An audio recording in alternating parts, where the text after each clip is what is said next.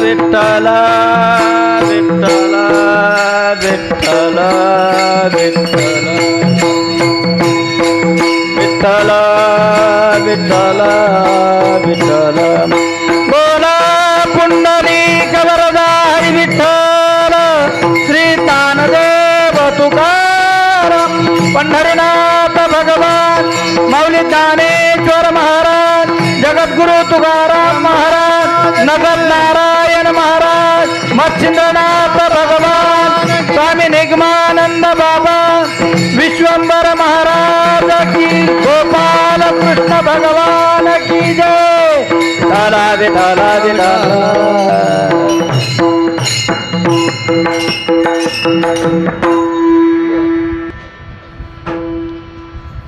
धर्म रक्षा वया अवतार घेसे आपुल्या पाळेसे भक्तजना अंबरोसे साठे जन्म सोसिले दुष्ट निर्दाळिले किती एक पांडुरंग करू प्रथम नमन पांडुरंग करू प्रथम नमन पांडुरंग करू प्रथम नमन पांडुरंग करू प्रथम नमन दुसरे चरण संतांच्या त्यांच्या कृपदाने कथेचा विसारू त्यांच्या कृपदाने कथेचा विसारू दुसरे चरण संतांच्या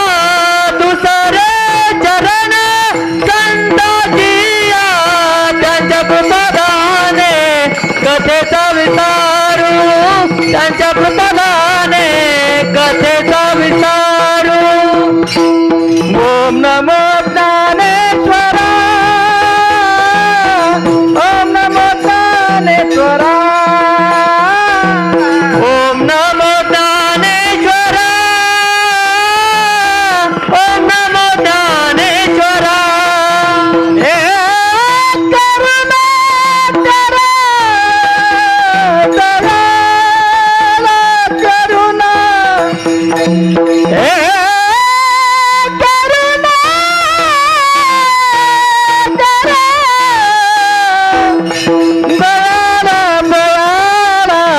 तुमचा अनुग्रह लाभला पावन झालो चराचरी तुमचा अनुग्रह लाभला पावन झालो चराचरी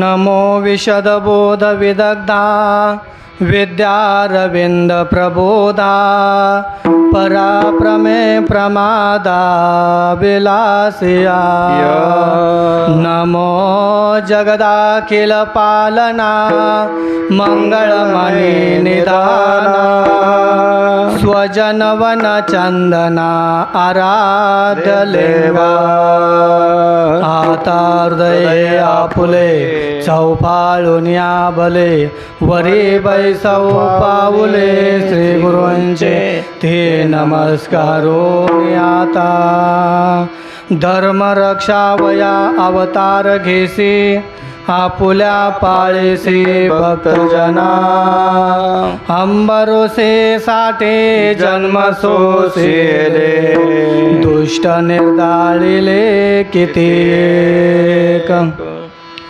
श्रीमंत श्री जगद्गुरु तुकोबराय अभंगातून भगवंताचं अवतार कार्य सांगतात विडाला विठाला विठाला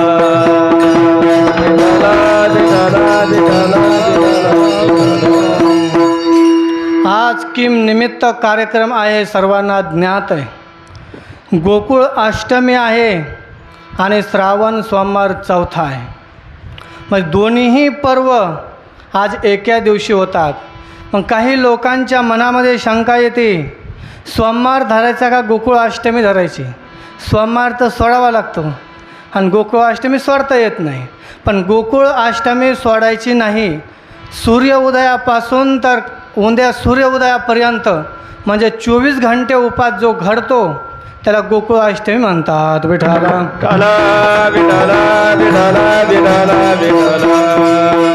हरिभक्त परायण गुरुवर्य स्वामी वैकुंठवासी निगमानंद बाबा यांना अभिवादन करून हरिभक्त परायण गुरुवर्य वेदांताचार्य विश्वंभर महाराज शास्त्री यांच्या कमल चरणावरती नतमस्तक ठेवून भाऊ बाबांना नगद नारायणांना थोर थोर साधू संतांना साष्टांग करी दंडवत साष्टांग करी दंडवत साष्टांग करे दंडवत साष्टांग करे श्री संतांची माता चरणावरी साष्टांग करी दंडवत साष्टांग करी दंडवत साष्टांग करी दंडवत श्री संतांची माता चरणावरी साष्टांग हे करी दंडवत साष्टांग हे करी दंडवत साष्टांग हे करी दंडवत. ज्यांनी आता सुंदर चाल गायली असे असणे हरिभक्त परायण संगीत विशारद भाऊसाहेब महाराज इंगोले आणि त्यांना साथ केली हरिभक्त परायण मारुती महाराज डेरे आणि पक्वजाऊ ज्यांची थाप पडते सचिन महाराज आणि विष्णू महाराज. तुम्हा सर्वांना अभिवादन करून मी सेवेकडे वळतो. विठाला विठाला विठाला विठाला विठाला विठाला. आज तुम्हाला दुहेरी पाय हाणावं लागणार आहे. काही नाही. हा लक्षात. दुहेरी आहोत केव्हा हाणतात जेव्हा जास्त गवत होतं तेव्हा दुहेरी पाय हाणावं लागते.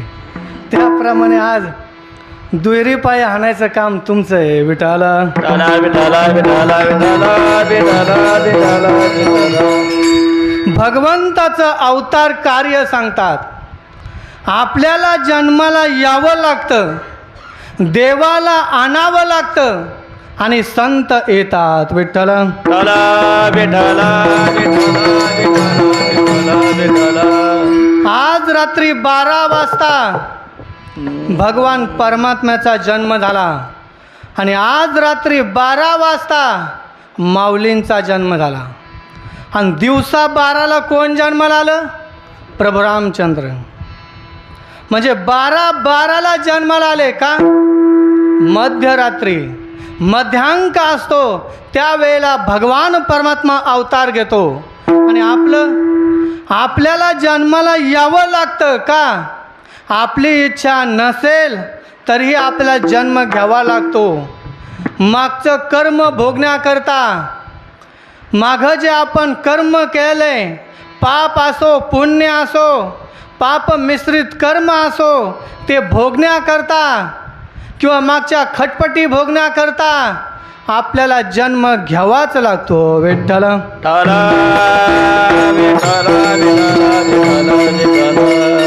आणि संत महात्मे जन्माला येतात. माऊली आज जन्माला आले कशा करता? उद्धाराया जन जड जीवा उद्धारया जन जड जीवा उद्धारया जन जड जीवा उद्धारया जन. अवतार तुम्हा धरया चरण उद्धारया जन जड जीवा उद्धारया जन जड जीवा उद्धारया जन जड जीवा. अवतार तुम्हा धरया करण उद्धारया जन जड जीवा उद्धारया जन जड जीवा उद्धारया जन जड जीवा. अवतार तुम्हा धराया कारण उद्धाराया जन जड जीवा. जड जीवांचा उद्धार करण्याकरता माऊली आले.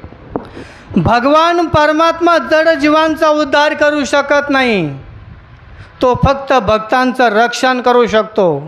पण संत महात्मे जड जीवांचा उद्धार करतात. जे जग रसातळाला गेलंय, अनेक जीवजंतू या संसारामध्ये जन्माला आलेत, त्यांचा उद्धार करण्याचं काम फक्त संतांचं आहे, म्हणजेच माऊलींचं आहे. माऊलीसारखे संत महात्मे असणारे त्यांचं कार्य जड जीवांचा उद्धार करणं आहे. आणि तुमचं आमचं कार्य कर्म करणं आहे. कर्म कोणतं करावं, कसं करावं हे मानवाच्या हातामध्ये. मग ते कर्म भोगण्याकरता परत आपल्याला जन्म घ्यावा लागतो. आणि ते कर्म भोगून संपल्यानंतर, प्रारब्ध संपल्यानंतर मग त्याला ज्ञान होतं. पण जोपर्यंत प्रारब्ध कर्म शिल्लक आहे, आपली इच्छा नसेल तरी जन्म घ्यावा लागतो. कुर्वते कर्म भोगाय कर्म कर्तुंच भुंजते नद्यां कीटा इवावर्ता दावर्तांतरमाश्रुते व्रजन्तो जन्मनो जन्म लभन्ते नैव निर्वृतिं सत्कर्म परिपाकाते करुणा निधिनो धृताः. पंचशिकार सांगतात, कुर्वते कर्म भोगाय हा मानवीय जन्म कर्म करण्याकरता आहे. कर्म करणं, त्या कर्माचा भोग भोगणं, परत मरणं, परत जन्म धारण करणं आणि परत कर्म करणं. कुर्वते कर्म भोगाय कर्म कर्तुंच भुंजते नद्यां कीटा इवावर्ता. सुंदर दृष्टांत सांगितलेला आहे की नदीमध्ये एखादा किडा वाहत जातो. ज्या वेळेला तो किडा नदीमध्ये वाहत असताना या भावऱ्यातून त्या भावऱ्यामध्ये, त्या भावऱ्यातून त्या भावऱ्यामध्ये अनेक प्रकारचे तो भावरे गटकाळ्या खात तो किडा वाहतो. आणि एखाद्या सद्गृहस्थांजवळ किडा पाहिला तर तो हातामध्ये उचलतो आणि एखाद्या झाडाखाली नेऊन ठेवतो. त्याचप्रमाणे तुम्ही आम्ही या संसार सागरामध्ये किडे आहोत. सुखदुःखाच्या भावऱ्यामध्ये, जन्म मरणाच्या भावऱ्यामध्ये आपल्याला परत जन्म घ्यावा लागतो, परत कर्म भोगावं लागतं, परत जन्म भोगावा लागतो आणि घ्यावा लागतो. जोपर्यंत आपलं पूर्व पुण्य फलीभूत होत नाही तोपर्यंत संत महात्मे या जीवाला परावृत्त करीत नाहीत. मग करूया संसार सागरातून परावृत्त करण्याकरता एकच, ते म्हणजे संत महात्मे. विठ्ठल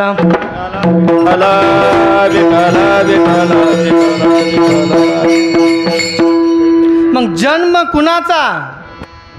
आज जो जन्माला येणार आहे, जन्म कुणाचा आहे? ब्रह्माचा जन्म नाही, ईश्वराचा जन्म नाही आणि मायाचा जन्म नाही. मग जन्म कुणाचा आहे? ब्रह्माचा जर आपण जन्म म्हटलं तर ते कारण होईन, कार्य होईन. कोणापासून तर ते जन्माला आलेलं आहे म्हणून ते कार्य होईन. आणि कार्य झालं की ते कसं होतं? दृष्टिगोचर होतं. मग ब्रह्मदृष्टिगोचर आहे का? त्याचा साक्षात अनुभव आहे. या जगामध्ये तीनच वस्तू आहेत, तत्, सह आणि सा. विठ्ठल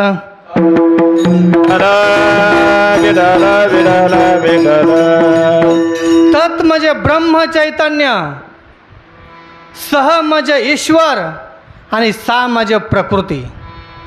मग ब्रह्म चैतन्य जन्म घेत नाही का? आणि त्या ब्रह्म चैतन्यापासून कुणी जन्माला येत नाही. आणि ते ब्रह्म चैतन्य कुणापासून जन्म घेत नाही. जे कार्य ना कारण जया दुजे ना एकपण. कार्यही नाही आणि कारणही नाही. कोण? चैतन्य ब्रह्म.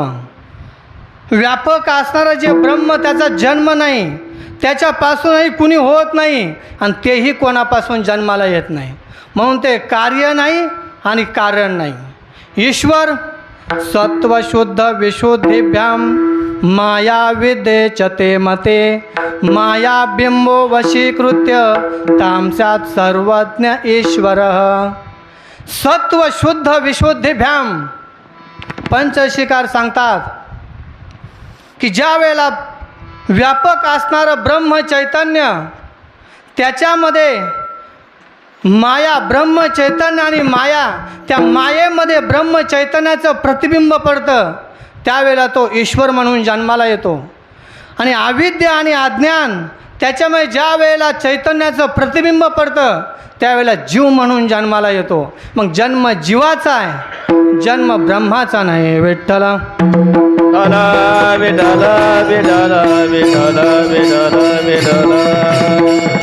मग सर्वाधार, सर्वनियंता, सर्वाधिपती, सर्वगुण कल्याण स्वरूप भगवान परमात्मा या जगाचं अधिष्ठान आहे. आणि जग हे आध्यस्त आहे.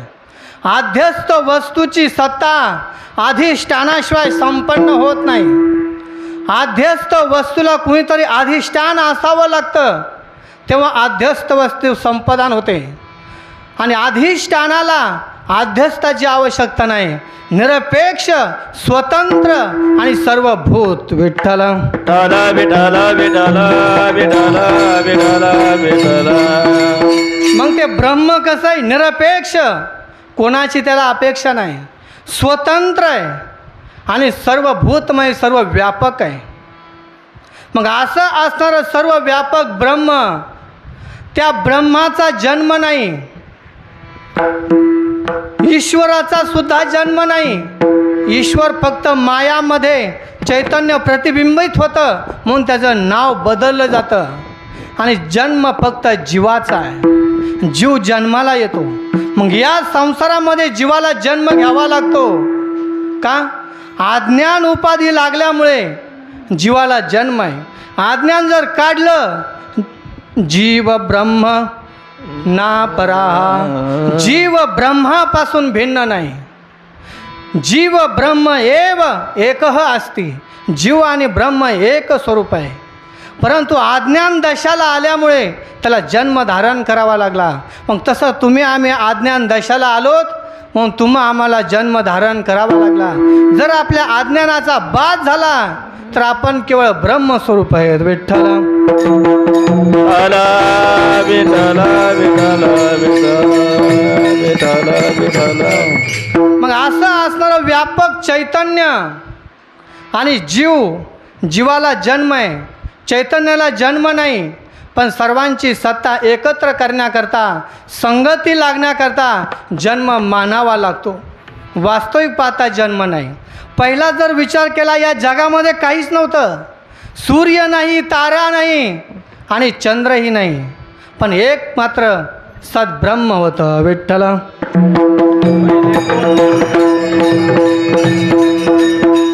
सदैव सौम्य इदम अग्र असेत. छांदोग्य उपनिषदामध्ये सांगितलेलं आहे. ज्या वेळेला गुरुदेव शिष्याला उपदेश करत असताना सांगतात की शिष्य, सौम्य म्हणजे शिष्य, सौम्य सदैव इदम अग्र असेत. इदम म्हणजे जगत, या जगतामध्ये केवळ एक ब्रह्म होतं आणि ते ब्रह्म सर्व जगामध्ये व्याप्त आहे. जन हे अवघे झाले ब्रह्मरूप. अशा या स्वरूपाला, ते ब्रह्मस्वरूपाला कोण होतं? ते ब्रह्म होतं. मग ब्रह्म व्यापक असल्यामुळे त्या व्यापक चैतन्याचा जन्म नाही. अजून दुसऱ्या तऱ्हेने सांगतात की व्यापक जे चैतन्य का, त्याच्यापेक्षा दुसरी गोष्ट व्यापक नाही का? जीवसुद्धा व्यापक आहे. प्रत्येक शरीरामध्ये जीव भिन्न भिन्न आहे. जेवढे शरीर आहेत तेवढे जीव आहेत. मग जीव एक आहे का? नाही, अनेक जीव आहेत. मग ब्रह्म कसं एक आहे? एकम अनुगतम, स्वतंत्र एक, म्हणजे एक असून, अनुगत म्हणजे कणाकणामध्ये व्यापक असून आणि सर्वांच्या अंतःकरणामध्ये स्थित असून, सर्वांचं अधिष्ठान असून आणि सर्व त्या ब्रह्मावर अध्यस्त असून, असं असणारचे ब्रह्म ते म्हणजे व्यापक आहे. त्याचाही जन्म नाही. विठ्ठला विठ्ठला विठ्ठला. मग आज तर भगवान परमात्मा जन्माला येणार आहे. मग जन्माला कसा येणार तो? जर ते ब्रह्म जन्माला येत असेल तर ब्रह्म म्हणून राहीन का? नाही, ते काय होईन? कार्यरूपामध्ये प्रणित होईन. मग कार्यही नाही आणि कारण नाही. व्यापक असणारं ते ब्रह्म एक स्वरूप कणाकणामध्ये, अणुरेणूमध्ये पूर्ण व्यापक ते ब्रह्म आहे. मग त्या ब्रह्माचा सुद्धा जन्म नाही, जन्म होतो फक्त जीवाचा जन्म होतो. मग जीवाचा जन्म का होतो आणि ब्रह्म चैतन्याचा जन्म का नाही, त्याचं कारण शास्त्रामध्ये सांगितलं आहे. विठ्ठल विठ्ठला विठ्ठला. जीव जन्माला येतो का, त्याच्या पाठीमागे 5 क्लेश लागलेले आहेत. अविद्या, अस्मिता, राग, द्वेष आणि अभिनिवेश, हे 5 क्लेश जीवाच्या पाठीमागे आहेत. जीव कुणाला म्हणतात? प्रत्येक वस्तू कार्य कारणावर आधारित आहे. मानवाच्या अंतःकरणामध्ये अज्ञान आहे का? कारण आपल्या अंतःकरणामध्ये भेद ज्ञान आहे. प्रत्येकाच्या अंतःकरणात भेदबुद्धी आहे. व्यवहारामध्ये आपण पाहिलं, हा माझा मामा, हा माझा चुलता, हा माझा काका, म्हणजे भेदबुद्धी आहे, म्हणून अज्ञान आहे. मग अज्ञानाला कारण आहे भेदज्ञान. आणि भेदज्ञानाला कारण काय? भेदज्ञानाला कारण अज्ञान आणि अज्ञानाला कारण भेदज्ञान. म्हणजे दोघांची कार्यकारणामध्ये संगती आहे. मग दोघांची कार्यकारणामध्ये संगती असल्यामुळे मग त्या जीवाला जन्म घ्यावा लागतो. केवळ या 2 संगतीमुळे आपल्या अंतःकरणातला भेद निघून गेला. भेदा भेद भ्रम भेदा भेद भ्रम भेदा भेद भ्रम आमंगळ भेदा भेद भ्रम. विष्णुमय जग वैष्णवाचा धर्म भेदा भेद भ्रम आमंगळ भेदा भेद भ्रम आमंगळ भेदा भेद भ्रम आमंगळ. विष्णुमय जग वैष्णवाचा धर्म भेदा भेद भ्रम भेदा भेद भ्रम मंगळ भेदा भेद मंगळ.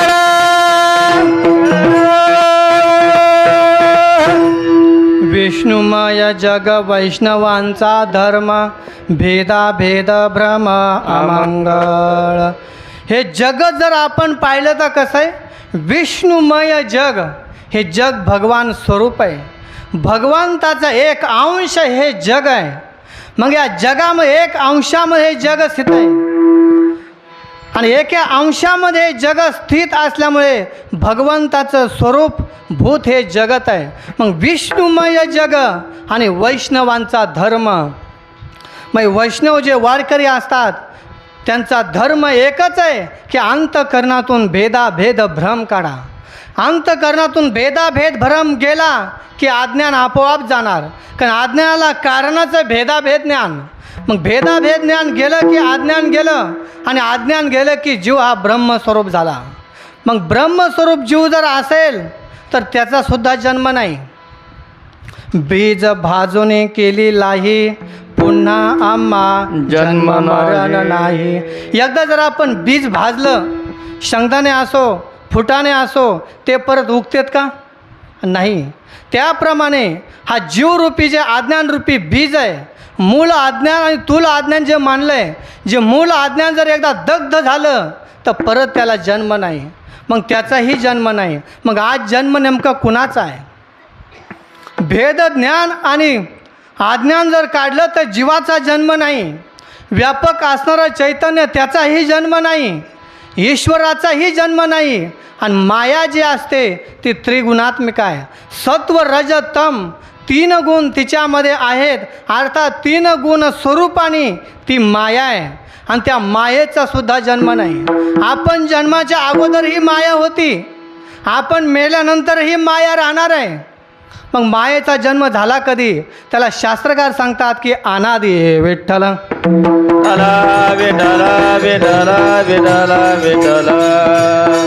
माया अनादि आहे, ब्रह्म अनादि आहे, ईश्वर अनादि आहे आणि जीवसुद्धा काय आहे? अनादि आहे. माया अनादि आहे पण ब्रह्मज्ञान त्याचा बाद होतो. ब्रह्म अनादि आहे म्हणजे सर्वांच्या आधी होतं, मध्यंतरी बी आहे आणि आपण गेल्यानंतरही राहणार आहे. विठ्ठल विठ्ठल विठ्ठल विठ्ठल. म्हणजे तिन्ही कालामध्ये ब्रह्म आहे आणि तिन्ही कालामध्ये माया आहे. पण ज्याला ब्रह्मज्ञान झालं त्या ब्रह्मज्ञानाने मायेचा बाध झाला. मायेचा नाश नाही, मायेचा नाश होत नसतो. अहो ब्रह्मदेवाला मायेचा नाश करता आला नाही, ऋषीमुनींना मायेचा नाश करता आला नाही, संत महात्म्यांना सुद्धा मायेचा नाश करता आला नाही. त्यांनी माया काय केली? बाधित केली. एकदा वस्तू बाधित झाली की ती आपोआप बाधित होते. जसा सर्प आहे, सर्पाची भीती सर्वांना वाटते का नाही? नुसता सर्प पाहिला की माणूस पळतोय. पण तो सर्प जर थोडा एका अंशाने एका अंगाने बाधित झाला तर तो हळूहळू कालांतराने तो मरणगतीला प्राप्त होतो. का? त्याला मुंग्या लागतात किंवा अनेक किडे मुकडे लागतात आणि मुंगीचं विष त्याच्या अंतकरणात उतरलं की तो मरणाला कारणीभूत होतो. का? तो बाधित झाला. मग तसा मायेचा बाध आहे, ब्रह्माचा बाध नाही. ब्रह्म अनादी आहे. अनादी असून का जगाच्या आधीही आहे, अंतही आहे आणि मध्यंतरी आहे. अर्थात तिन्ही कालामध्ये ब्रह्म आहे. ईश्वरसुद्धा तिन्ही कालामध्ये तो जगाची सृष्टी करतोय. जेने हे विश्व निर्मिले महर्षी देवा ते संस्थापिले. ज्याने हे विश्व निर्माण केलं आणि 21 स्वर्गाला ती सत्ता धारण करावी लागते. एवढा मोठा ईश्वराचा अधिकार आहे. मग एवढं ईश्वर असताना त्याचाही सुद्धा जन्म नाही. मग ब्रह्म चैतन्य तर व्यापक आहे. मग खाली राहिलं काय? फक्त अनादी म्हणजे जीव राहिला. जीव जर भेदज्ञान आणि कार्यज्ञानापासून बाजूला काढला तर त्याचाही जन्म नाही. मग सह, तत्, सह आणि सा तिन्ही शब्द. तत् म्हणजे ब्रह्म, सह म्हणजे ईश्वर आणि सा म्हणजे प्रकृती. मग तिघांचं ऐक्य करण्याकरता, जगाची क्रमव्यवस्था लावण्याकरता, त्यांची व्यवस्था करण्याकरता, सर्वसामान्याच्या अंतकरणामध्ये उतारण्याकरता संगती लावली जाते. मग संगती लावण्याकरता संत महात्मे सांगतात की जगामध्ये पहिलं काहीच नव्हतं. कोठचे नव्हते काही, पहिले कोठचे नव्हते काही. कोठचे नव्हते काही, अवघे शून्यच होते पायी. अवघे शून्यच होते पायी. अवघे शून्यच होते पायी. अवघे शून्यच होते पायी. कनबा तेरे तेरे ते, कनबा तेरे तेरे ते, कनबा तेरे तेरे ते, कनबा तेरे तेरे ते, कनबा तेरे तेरे ते, कनबा तेरे तेरे ते, कनबा तेरे तेरे ते. पहिले कोठेचे नव्हते काही, चंद्र सूर्य तारा नाही, कान्होबा तेरे तेरे ते. पहिलं कोठंच काही नव्हतं. चंद्र नाही, सूर्य नाही आणि तारा नाही, फक्त एक ब्रह्म होतं. मग त्या ब्रह्म एकटा असल्यामुळे एकट्याला करमत नाही हो. मग त्याच्याकरता काहीतरी निर्माण करावं लागतं. मग त्याने एक ढालगज निर्माण केलं. ढालगज म्हणजे कोण? माया. मग ती माया निर्माण केली आणि त्या मायेनं एवढा पसारा केला की सर्व जगताची सत्ता जगत निर्माण केलं. विठ्ठल विठ्ठल विठ्ठल विठ्ठल विठ्ठल विठ्ठल. या मायेनं सर्व प्रपंच केला आहे आणि मायेची संगत कुणाला सुटू शकत नाही. साधू असो, संन्यासी असो, ऋषीमुनी असो, कुणी मायेला सोडू शकत नाही. फक्त मायेचा बाध करता येतो. हिमालयातून एक फक्कड महात्मा अर्थात नागा साधू महाराष्ट्रामध्ये आला. अंगावर बोटभर सुद्धा कपडं नाही हो, एकदम निरंजन अशी अवस्था. आणि काय जंगलामध्ये साधना करू लागला. आणि साधना करत असताना एवढी साधना परिपक्व झाली होती की गावातल्या लोकांना कळालं की आपल्या जंगलामध्ये कोणीतरी एक संत महात्मे आलेत, म्हणून आपण त्याच्या दर्शनाला जाऊ. मग काही माणसं त्या दर्शनाला गेले आणि दर्शना केल्यानंतर सांगितलं की महाराज, तुम्ही इथं राहतात चांगली गोष्ट आहे, तुमच्या अंगावर कपडा नाही, पण काही महिला मंडळ दर्शनाकरता येतील, काहीतरी कपडा तुम्ही धारण करा, मग त्याने लंगोटी धारण केली. पहिलं काही होतं का? मोकळा होता, निरंकार, पण आता लंगोटी धारण केली. मग लंगोटी धारण केल्यानंतर परत अजून त्याचा प्रचार एवढा होत चालला की गावामध्ये सर्वांना वार्ता कळाली की आपल्या प्रदेशामध्ये, आपल्या प्रांतामध्ये साधू संत आलेत. मग दर्शनाला पाहता पाहता त्या दर्शनाला रांग लागली. एवढी रांग लागली की एक एक घंटा दर्शन होत नव्हतं. जशी पंढरपूरला रांग लागते, 24-24 घंटे दर्शन होत नाही, त्याप्रमाणे अशी रांग लागली की दर्शनाकरता. मग काही लोक परत तिथं गेले आणि सांगितले, साधू महाराज आम्ही तुम्हाला एक कुटिया बांधून देतो, का तुम्हाला राहण्याकरता इथं काही नाही. मग एक कुटिया बांधली. पहिलं काही होतं का? नाही. मग एक कुटिया तयार केली आणि त्या कुटियामध्ये ते संत महात्मे राहू लागले. मग पाहता पाहता अजून त्याची कीर्ती वाढवू लागली. मग परत 2-3 टवाळखोर तिथं गेले आणि सांगितलं, महाराज तुम्हाला दूध प्यायला गाय लागन, पण गाय नका व्हायना, आम्ही तुम्हाला दूध आणून देऊ. मग गावातून दूध आणून दिलं आणि त्या संत महात्म्याचं कसतरी दुधाने पोट भागू लागलं. मग काही एवढं दूध आलं की पार असे भांडे भांडे दूध आलं. मग त्या दुधाचं करायचं काय? मग त्यांनी मांजर पाळली. मग मांजर उरलेलं दूध मांजरीला पाळायचं, प्यायला द्यायचं. मग हळूहळू करता करता परत 2-4 लोक गेले आणि सांगितले, साधू महाराज आम्ही तुम्हाला एक बंगला बांधून देतो. मग छोटंसं घर तयार करून दिलं. मग तो साधू त्या घरामध्ये राहू लागला. परत अजून एवढी ख्याती झाली की साधू महाराज तुम्हाला हातानेच अन्न पाणी करावं लागतं आहे, एक महिला मंडळ कोणतरी ठेवा. मग परत महिला ठेवण्यात आले. मग हळूहळू परत त्यांची कीर्ती वाढत गेली. मग महिला मंडळ ठेवल्यानंतर परत त्यांना दूध खाण्याकरता एक गाय दिली. मग गायही तिथं ठेवली. परत गाय चारण्याकरता परत गडी पाहिजे, परत गडीही तिथं ठेवण्यात आला. मग एवढा व्यापक करता करता एवढा मोठा पसारा झाला. पहिलं काही होतं का? एकटा निरंकार आला. मग हा पसारा कुणी केला? मायेने केला. विठ्ठल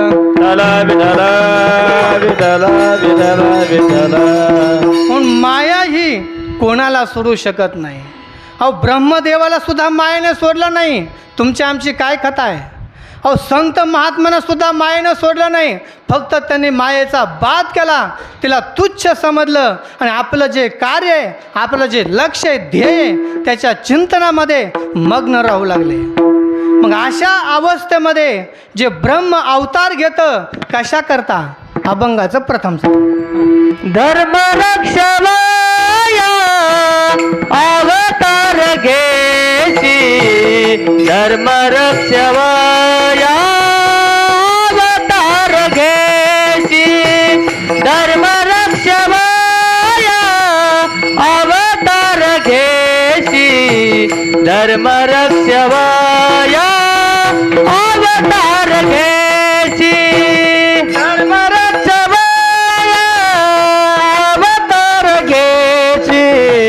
धर्म रक्षावया अवतार घेसी, धर्म रक्षावया अवतार घेसी, धर्म रक्षावया अवतार घेसी.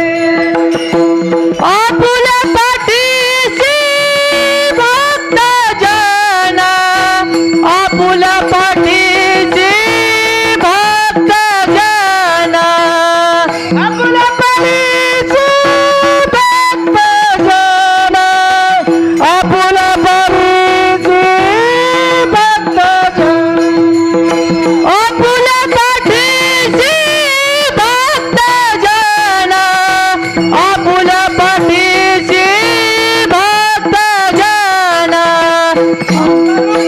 साठी जन्मासाठी येले, अंबरुषीसाठी जन्मासाठी येले, अंबरुषीसाठी जन्मासाठी येले, अंबरुषीसाठी जन्मासाठी येले, अंबरुषीसाठी जन्मासाठी येले, अंबरुषीसाठी जन्मासाठी येले, अंबरुषीसाठी जन्मासाठी येले, अंबरुषीसाठी जन्मासाठी येले, जन्मासाठी येले,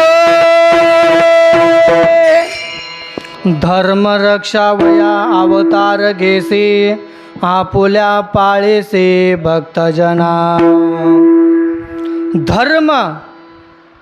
धर्म काय चीज आहे? धार्य ते आणनेती धर्म. जो धर्म धारण करतो धर्म त्याचं रक्षण करतो. धर्मो रक्षती रक्षतः. आपण जर धर्माचं रक्षण केलं तर धर्मसुद्धा आपलं रक्षण करतो. मग धर्म या शब्दाचा अर्थ काय? प्रत्येकांचा वेगवेगळा धर्म आहे. गृहस्थांचा धर्म वेगळा, संन्यासांचा धर्म वेगळा, ब्रह्मचार्यांचा धर्म वेगळा, वानप्रस्थांचा धर्म वेगळा आणि सर्वसामान्य लोकांचा धर्म वेगळा. प्रत्येक वर्णामध्ये धर्माची वाटप केली. प्रत्येक वर्णामध्ये, प्रत्येक जातीमध्ये प्रत्येकाचा धर्म वेगवेगळा सांगितलेला आहे. मग जसा आपला धर्म असेल त्या धर्माचं जर आपण पालन केलं तर त्या जातीमध्ये, प्रांतामध्ये तो धर्म आपलं रक्षण करतो. विठ्ठल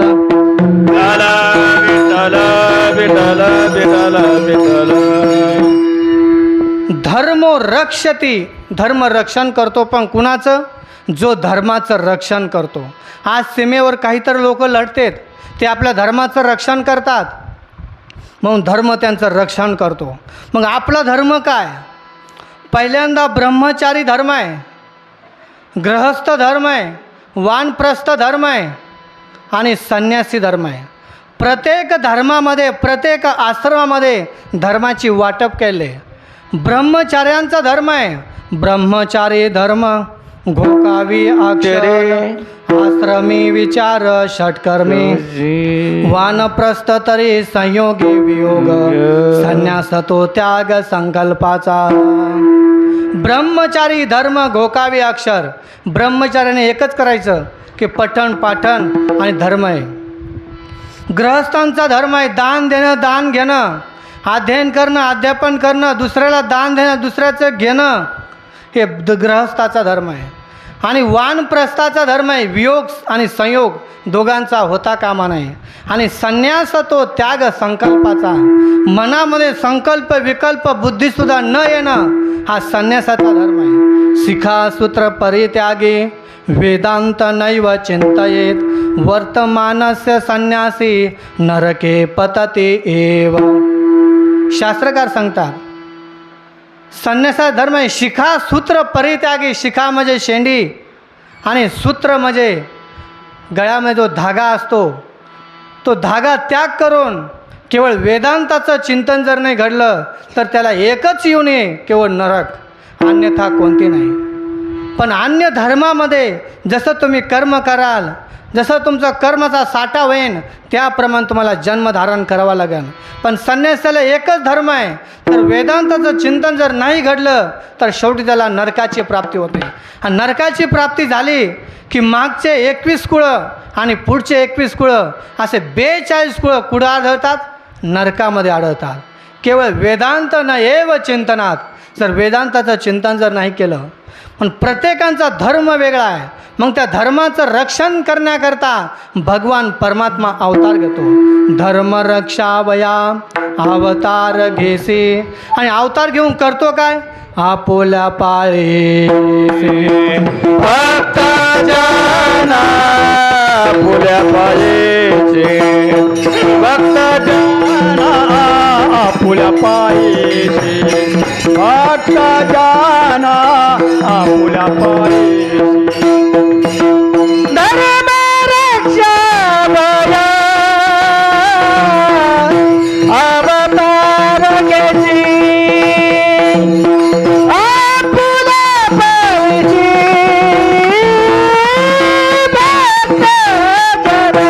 भक्त जन आपुल्या पाळीसे भक्तजना. भक्ताचं पालन करण्याकरता अवतार घेतो. कोणत्या भक्ताचं पालन केलं? कोणत्या भक्ताचं रक्षण केलं? पुराणामध्ये अनेक उदाहरणं आहेत. गजेंद्र मोक्ष म्हणून एक गीता आहे, त्या गजेंद्राचं रक्षण केलं. विठ्ठल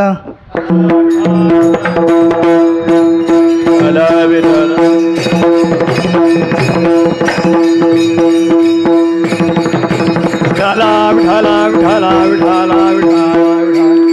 गजेंद्राचं रक्षण केलं.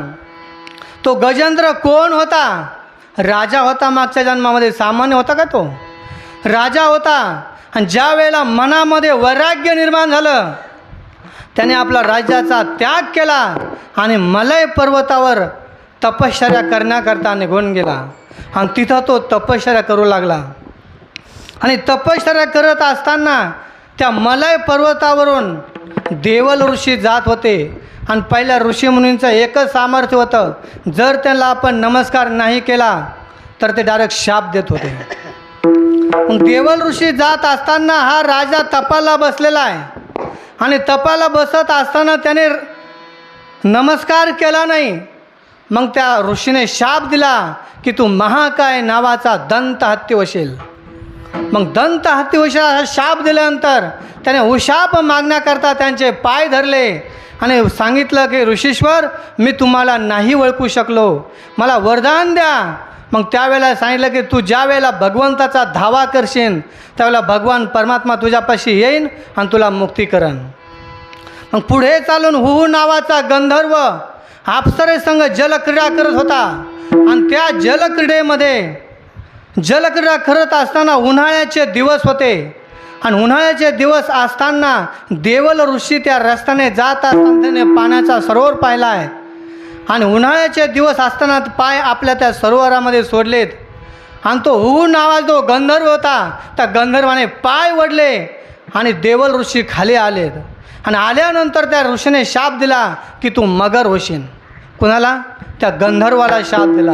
मग हा झाला मगर आणि तो राजा कोण झाला? महाकाय दंत हत्ती झाला. मग दोघांचं साम्य कुठं आलं? समुद्रामध्ये आलं.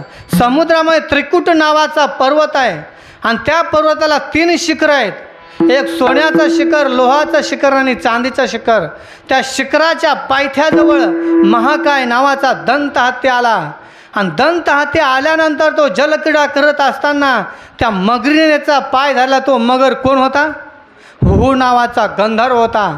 आणि त्याने पाय धरला. त्याने त्या हत्तीने एवढा प्रयत्न केला. आता हत्तीमध्ये कमी ताकद असते का? झाडं उपटून काढण्याची ताकद त्याच्यामध्ये असते. पण तो मगरीपासून सुटू शकला नाही.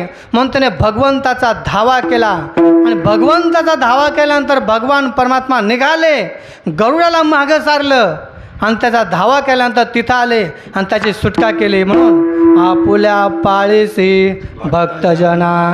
अजून काय करतात? अभंगाचं दुसरं चरण. अंबऋषीसाठी जन्मासाठी अंबऋषीसाठी जन्मासाठी अंबऋषीसाठी जन्मसोसी अंबऋषीसाठी जन्मसोसी दुट्ट निरुदानीला घेतला दुट्ट निरुदानीला घेतला अंबऋषीसाठी जन्मासाठी अंबऋषीसाठी जन्मासाठी जन्मसोसी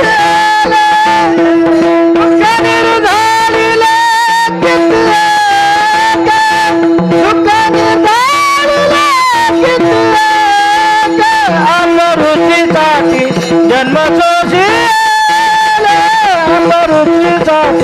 जन्मसोसी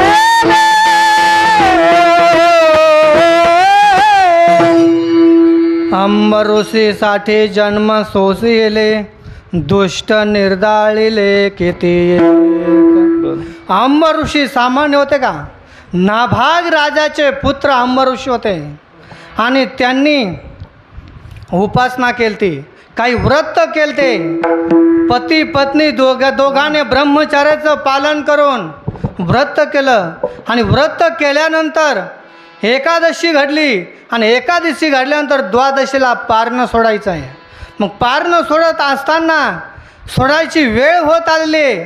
आणि त्यावेळेला दुर्वास ऋषींचं आगमन झालं.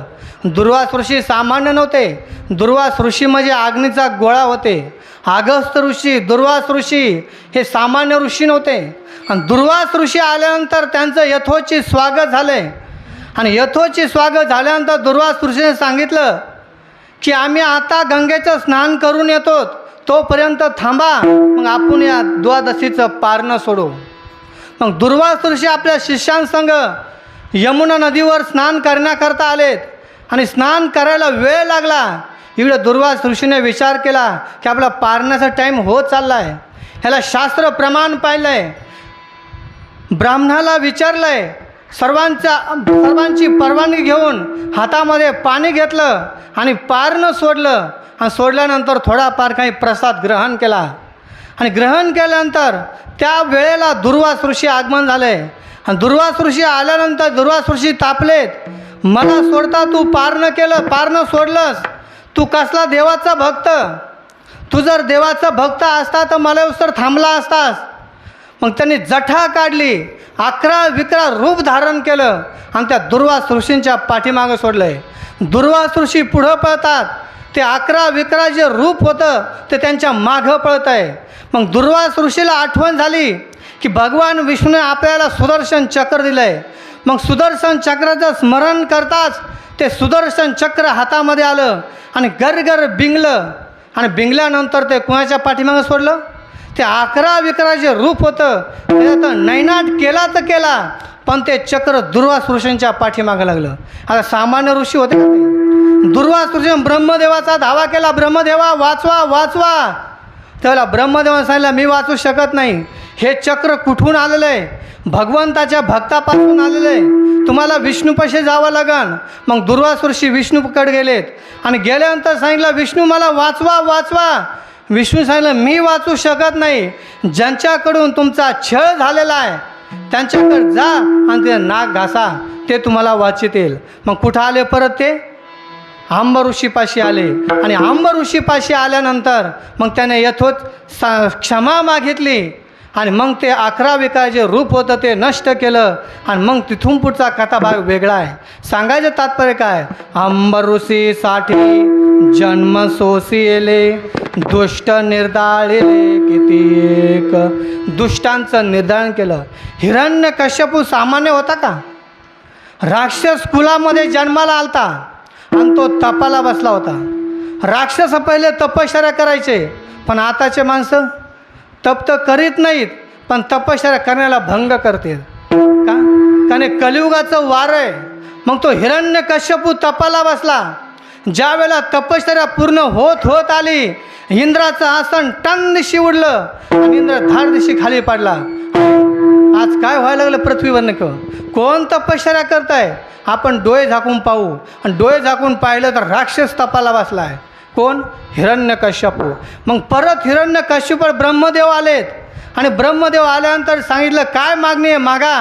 त्या हिरण्यकश्यपूने सांगितलं मला रात्री मरण नको, दिवसा नको, शस्त्र अस्त्राने मरण नको, माणसाच्या हाताने मरण नको, कुणाच्या हाताने मरण नको, आजकाल मला अमर करून टाका.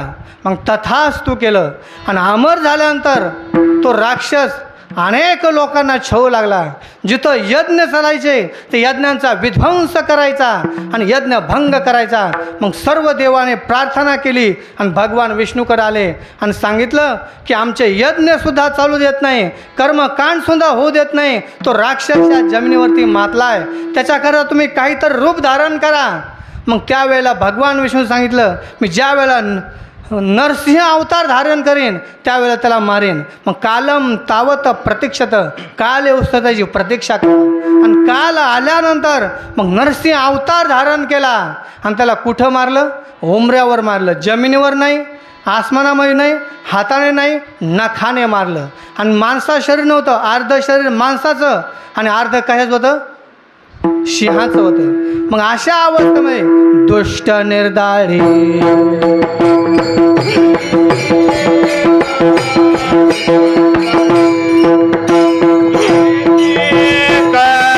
दुष्ट निर्दारिले किती एक दुष्ट निर्दारिले. अंबरुचीसाठी जन्म सोचिले, अंबरुचीसाठी जन्म सोचिले, अंबरुचीसाठी जन्म सोचिले, अंबरुचीसाठी जन्म सोचिले. दुष्ट निर्दारिले किती एक दुष्ट निर्धारीने किती एक दुष्ट निर्धारीने किती एक आंबरुचीसाठी जन्म चोचिले आंबरुचीसाठी जन्म चोचिले जन्म चोचिले जन्म चोचिले अनेक दुष्टांचं निर्धारण केलं. विठ्ठल विठाला विठाला विठाला विठाला विठाला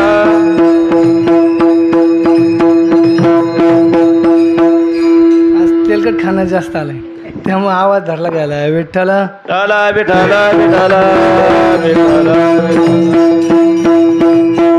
अनेक दुष्टांचं निर्धारण केलंय. अध्यात्म रामायणामध्ये कथा येते, ज्या वेळेला दशमुखी रावण मारला गेला आणि बिभीषणाला राज्य हस्तगत केलं आणि हस्तगत केल्यानंतर बिभीषण आपलं राज्य करू लागला आणि हे सर्व वानर सैन्य अयोध्या नगरामध्ये आले. असाच काही कालापर्यंत राज्य केलं आणि त्याच वेळेला शतमुखी रावण म्हणून जन्माला आला. कुठं? लंकेमध्ये. आणि शतमुखी रावण जन्माला आल्यानंतर त्याने बिभीषणाला एवढं परेशान केलं की राज्यसुद्धा करून देत नव्हता. राज्यावर आला की काही ना काही तर तो कारस्थान करायचा. मग त्या बिभीषणाने राज्याचा त्याग केला आणि जंगलामध्ये आला. आणि आल्यानंतर त्यावेळेला काय फोन नव्हते, कसल्या तारा नव्हत्या. मग त्या बिभीषणाने पत्र लिहिलं. कुठं? भोजपत्रावर. आणि ते पत्र लिहिलं आणि ते पत्र वाऱ्याच्या योगाने अयोध्या नगरामध्ये आलं. आणि प्रभू रामचंद्राने ते पत्र वाचलं आणि वाचल्यानंतर प्रभू रामचंद्र म्हणतात की दशमुखी रावण मेल्यानंतर बिभीषणाला राज्य स्थापित केलं, पण शतमुखी रावण जन्माला येऊन त्याने बिभीषणाचे हाल काढलेत. त्याचा आपल्याला पराभव करण्याकरता जावं लागन, पण मला एकट्याला जाता येणार नाही. मग काय करावं लागन? प्रभू रामचंद्र चिंताग्रस्त झालेत. चिंता करता करता ही चिंता हनुमंताला कळाली. मग मध्यरात्र होती आणि मध्यरात्री हनुमंतराया आलेत आणि रामाच्या दरबारावर थाप टाकली. आणि थाप टाकल्यानंतर त्यावेळेला राम एकांतामध्ये चिंतन करत होते. आता त्याचा तर पराभव करायचा, पण कसा करावा? आणि आतून आवाज दिला, कोण? मी हनुमान, उघडा दार. मग दार उघडलं. हनुमंता, तुला कसं कळालं की तुम्ही चिंतन करत होतात की तुम्हाला कोणती तरी चिंता सळवते? त्याची चिंता करू नका, तुम्ही चिंता मी निवारण करतो. मग हनुमंत राम त्या हनुमंताच्या खांद्यावर बसलेत आणि तिथून कुठं आले? लंकेमध्ये आले. आणि आल्यानंतर त्या शतमुखी रावणाचा शोध घेतला आणि शतमुखी रावणाचा शोध लागल्यानंतर अनेक बाण सोडलेत, पण शतमुखी रावण काही मराना. मग आकाशवाणी झाली की शतमुखी रावण मारण्याकरता लक्ष्मी पाहिजे. लक्ष्मी कोण? सीतामाता पाहिजे. मग परत हनुमंत अयोध्यामध्ये आले आणि आल्यानंतर आता सीतामातेला तर न्यायचं आहे, पण कसं न्यावा? संन्यासी माणसं महिला मंडळ तर स्पर्श करीत नसतात. म्हणून मग कसं काय करायचं? मग त्याने घरासकट ती सीता उचलली आणि कुठं आणली? लंकेमध्ये आणली. आणि आणल्यानंतर मग त्या सीतेच्या हातामध्ये बाण दिला आणि तो रावण त्या एका गुफेमध्ये शिरला होता. त्या गुफेमध्ये सीताने बाण जोडला. त्या शतमुखी रावणाचा विदीर्ण झाला. पण दुष्ट निर्दाळिले कितीक, असे अनेक दुष्ट निर्राळलेत. पण जो अवतार धारण करतो ना, तो सामान्य नसतो. त्याच्या अंतःकरणामध्ये दया असते, धन्य असतो. अभंगाचं तिसरं चरण. धन्य तुझ कृपा सिंधू मानातीला, धन्य तुझ कृपा सिंधू मानातीला,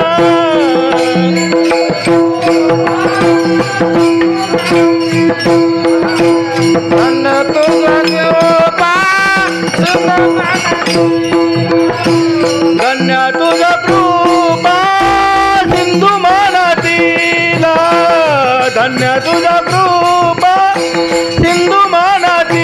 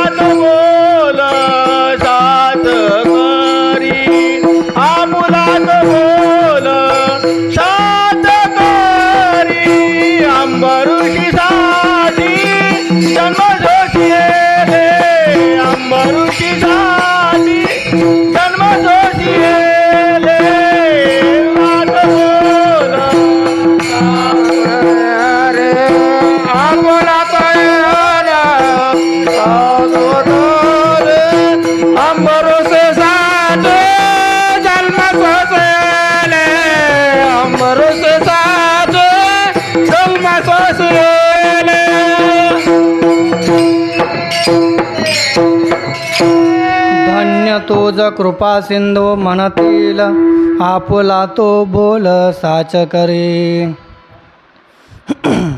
भगवान परमात्मा धन्य आहे आणि कृपा सिंधू आहे, कृपेचा सागर आहे.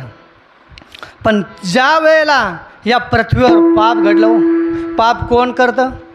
मानव पाप करतो. विठ्ठल विठ्ठल विठ्ठल विठ्ठल विठ्ठल विठ्ठल विठ्ठल विठ्ठल विठ्ठल विठ्ठल विठ्ठल विठ्ठल. हे मानवा पाप कृत असतो सर्वदा, क्रोधाग्नी दग्धा कुटिलाश्च कामिनः. मानव म्हणजे पाप करतो आणि या पृथ्वीवर एवढं पाप व्हायला, भयान असं पाप. दारू पिणारे, पत्ते खेळणारे, अन्य प्रकारचे लोक या पृथ्वीवर जन्माला आले आणि प्रत्येकाच्या हातून ते पाप घडलं गेलं. एवढं पाप झालं की त्या धरणी मातेला सहन व्हायना. मग त्या धरणी मातेनं गाई दैत्य मातले पापीच्या भक्त, दैत्य मातले पापीच्या भक्त, दैत्य मातले पापीच्या भक्त, दैत्य झाले होते धरणीसी झाले ओठे त्यांचे, धरणीसी झाले ओठे त्यांचे, पापीच्या भक्त दैत्य मातले, पापीच्या भक्त दैत्य मातले, पापीच्या भक्त दैत्य मातले, पापीच्या भक्त दैत्य मातले मातले. पापी जे अभक्त दैत्य जे मातले, धरणीसी झाले ओझे त्यांचे. पृथ्वीवर एवढं पाप व्हायला लागलं की धरणी मातेला सुद्धा ते पाप सहन व्हायना. मग त्या धरणी मातेनं गाईचं रूप धारण केलं आणि रडत रडत ती ब्रह्मदेवापाशी आली. ब्रह्मदेवाने विचारलं रडण्याचं कारण काय? त्या धरणी मातेनं सांगितलं की या पृथ्वी एवढं पाप व्हायला लागलं आहे, ते पाप मला सहन व्हायना आहे, याच्यातून तुम्ही माझी सुटका करा. तुम्ही जगाची उत्पत्ती खातं तुमच्याकडे आहे. त्याला ब्रह्मदेवाने सांगितलं हे माझ्याकडून होऊ शकत नाही, कारण मी जगाचा कॅबिनेट मंत्री जरी असलो, जग उत्पत्ती करण्याचं खातं जरी माझ्याकडे असलं, पण या पापातून तुला मुक्त करण्याकरता हे खातं माझ्याकडे नाही. मग आपण एक काम करू, धरणी मातेने गाईचं रूप धारण केलं तर ती गाई आणि ब्रह्मदेव भगवान शंकराला शरण गेले आणि भगवान शंकराला पृथ्वी ब्रह्मयापाशी झाले, पृथ्वी ब्रह्मापाशी झाले, देवा हे तो सांगत असे, देवा हे तो सांगत असे, भक्त देवा भक्त आपी ते मातले, आपी देवा भक्त दैत्य ते मातले, दैत्य ते मातले, दैत्य ते मातले. आणि ती पृथ्वी रडायला लागली आणि मग ते भगवान शंकराला शरण गेले. कोण? गायरूपी पृथ्वी, ब्रह्मदेव आणि कोण? भगवान शंकराला शरण गेले. आणि भगवान शंकराला शरण गेल्यानंतर भगवान शंकरानं सांगितलं मी जरी सृष्टीचा संहार करीत असलो तरी मला या पापाचा संहार करता येणार नाही. आपण सर्वजण मिळून क्षीरसागरामध्ये भगवान विष्णू झोपलेले आहेत, तिथं जाऊ आणि त्यांची स्तुती करू आणि त्यांना जागं करू आणि या पापाचं कारण आपण त्यांना विचारू. मग धरणी माता, ब्रह्मदेव, भगवान शंकर आणि इंद्र हे चौघजणं मिळून त्या भगवान विष्णूपाशी आले आणि ब्रह्मदेवाने त्या भगवान विष्णूची स्तुती केली. एवढी स्तुती केली की आकाशवाणी झाली आणि आकाशवाणी झाल्यानंतर आकाशवाणी अशी झाली कालम तावत प्रतीक्षत, काल येईपर्यंत थांबा, या पृथ्वीचा पापाचा मी क्षय करतो. आणि मग त्यावेळेला काल येईपर्यंत थांबल्यानंतर सर्वजण आपापल्या जागेवर आले. आणि जागेवर आल्यानंतर मग भगवान विष्णूने विचार केला, आता आपल्याला अवतार धारण करायचा आहे. पण कुणाच्या पोटी धारण करावा? कोण असा धरणी मातेवर आहे, कोणाची एवढी तपश्चर्या आहे की त्याच्या पोटी आपण अवतार धारण करू?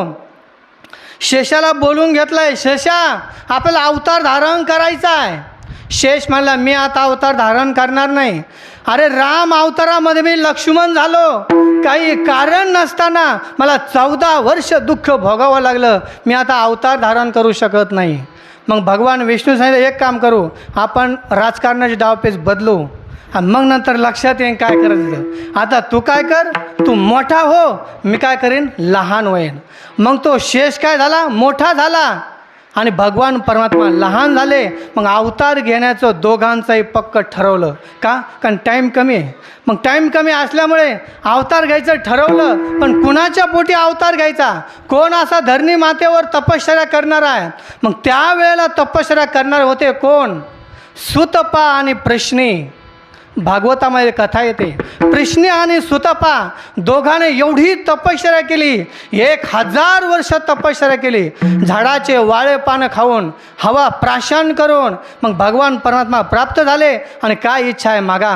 मग त्यावेळेला त्यांनी सांगितलं की तू आमच्या पोटी बालरूप धारण कर, एवढी आमची इच्छा आहे. मग त्यावेळेला भगवान परमात्माने सांगितलं, अजून तुम्हाला 2 जन्म धारण करावे लागतील. मग अजून 2 जन्म, कश्यप आणि आदिती 2 जन्म धारण करावे लागले. मग त्यावेळेलाही त्यांनी 1000 वर्ष तपश्चर्या केली. आणि 1000 वर्ष तपश्चर्या केल्यानंतर त्यावेळेलासुद्धा भगवान परमात्मा आले आणि विचारलं, काय इच्छा आहे? तू फक्त आमच्या पोटी बालरूप धारण कर, एवढी आमची इच्छा आहे. मग परत 3रा जन्म आला. मग 3रा जन्म आला वसुदेव आणि देवकीचा. मग वसुदेव आणि देवकी, वसुदेव भोज कुळातील होते आणि देवकी ही यदू कुळातील होते. मग यदू कुळातील असल्यामुळे दोघांचा विवाह झाला. कोणी ठरला विवाह? कंसाने ठरला. कंस का सामान्य होता का? राक्षस होता. आणि स्वतःचा बाप त्याने कारागृहामध्ये टाकला होता. एवढा तो दुष्ट कंस होता. औरंगजेबाने सुद्धा आपला स्वतःचा बाप कारागृहामध्ये टाकला होता. आणि या जगामध्ये दोघांचे बाप फक्त कारागृहात होते, एक कंसाचा बाप आणि एक औरंगजेबाचा बाप. दोघांचेही बाप या कारागृहात होते. पण तो कंस एवढा दुष्ट होता आणि त्या कंसाने देवकीचा विवाह ठरवला. कुणासंग? वसुदेवासंग. मग विवाह करण्याकरता काही अटी आहेत. विवाह कसा केला पाहिजे आणि कुणी केला पाहिजे आणि का केला पाहिजे? आधौ कुलम परीक्षेत ततो विद्या ततो जय. कुलाचं परीक्षण केलं पाहिजे. कोणकोणत्या कुळातलं आहे, कोणकोणत्या धर्मातला आहे, कोणकोणत्या वंशातला आहे, कोणकोणत्या रक्तातला आहे, ह्याचं परीक्षण करून त्याचा विवाह केला पाहिजे. मग त्या कंसाने एवढं परीक्षण केलं. वसुदेव आणि देवकींचा विवाह ठरवण्यात आला आणि विवाह ठरला. आणि ठरल्यानंतर त्या कंसाने स्वतःच्या बहिणीला कन्यादान दिलं. सामान्य होतं त्यावेळेला कन्यादान. 400 पारिवर्यम गजानाम हेममालिनम आश्वानाम सायुतयुर्धम रथानाम च 6300.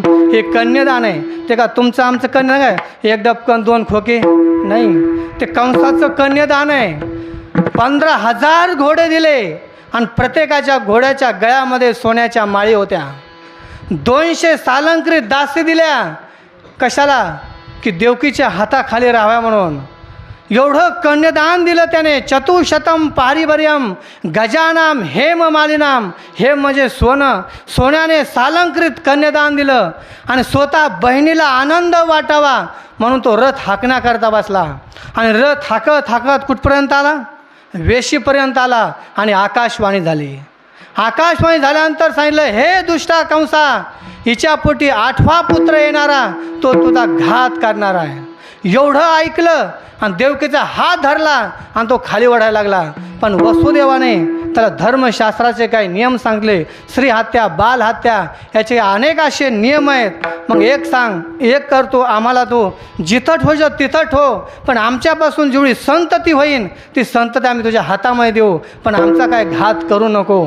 मग त्यावेळेला कंसानं आपल्या दूताला सांगितलं की यांना धरा आणि बंदी शाळेमध्ये टाका.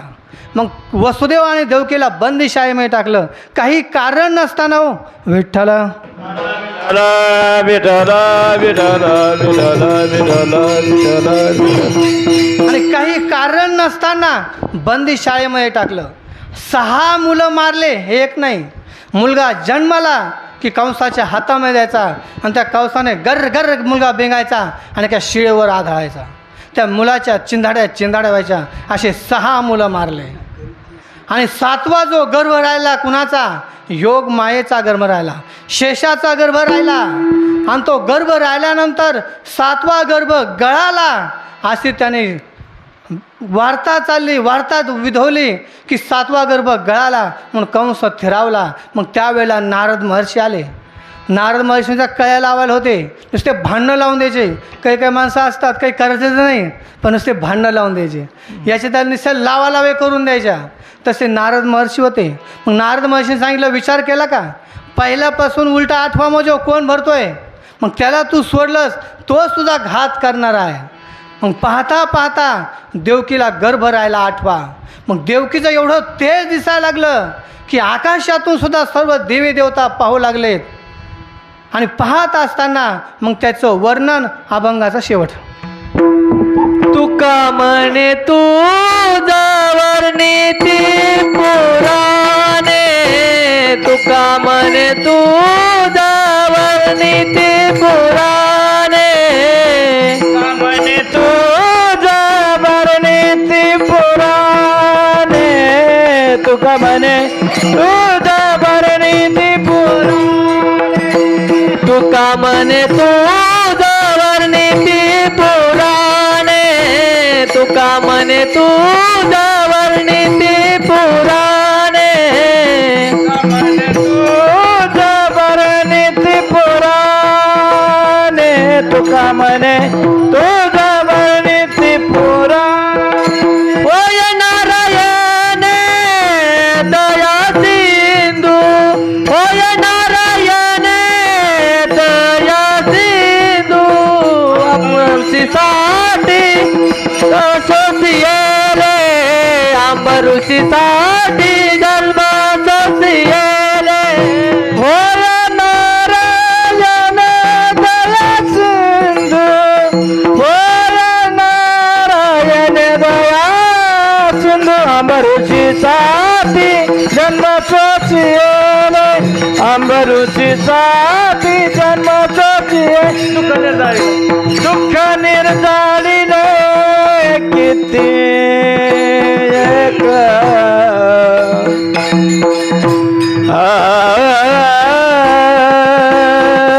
दुःख निर्जाळीले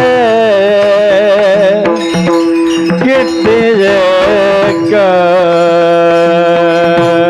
दुःख निर्जाळीले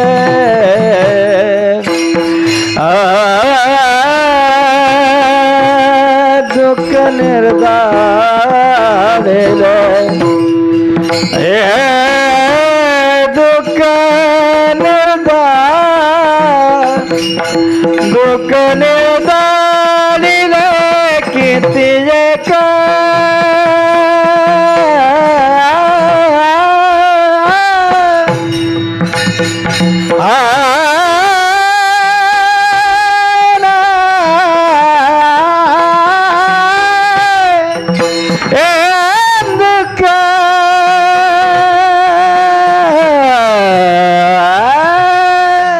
निर्जाळीले किती एक किती एक दुष्ट निर्दळीले किती एक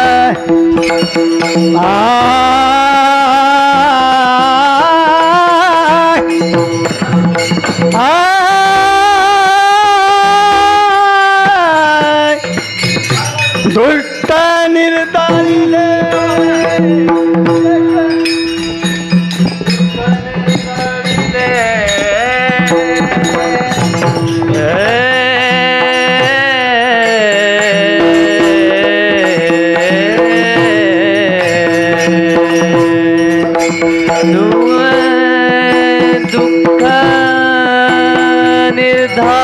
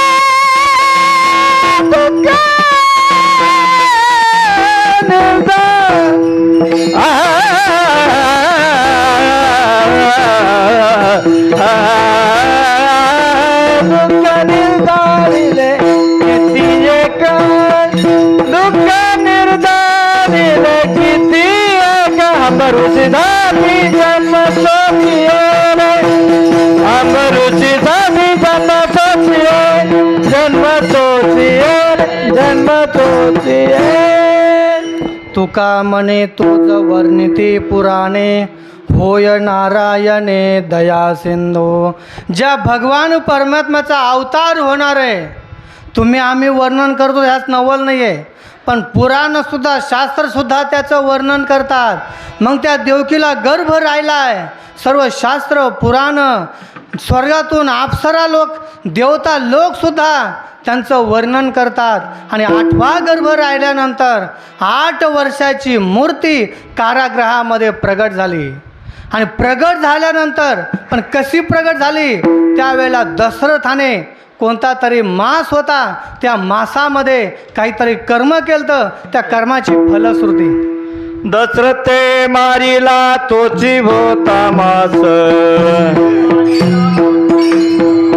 दशरथे मारिला तोची होता मास.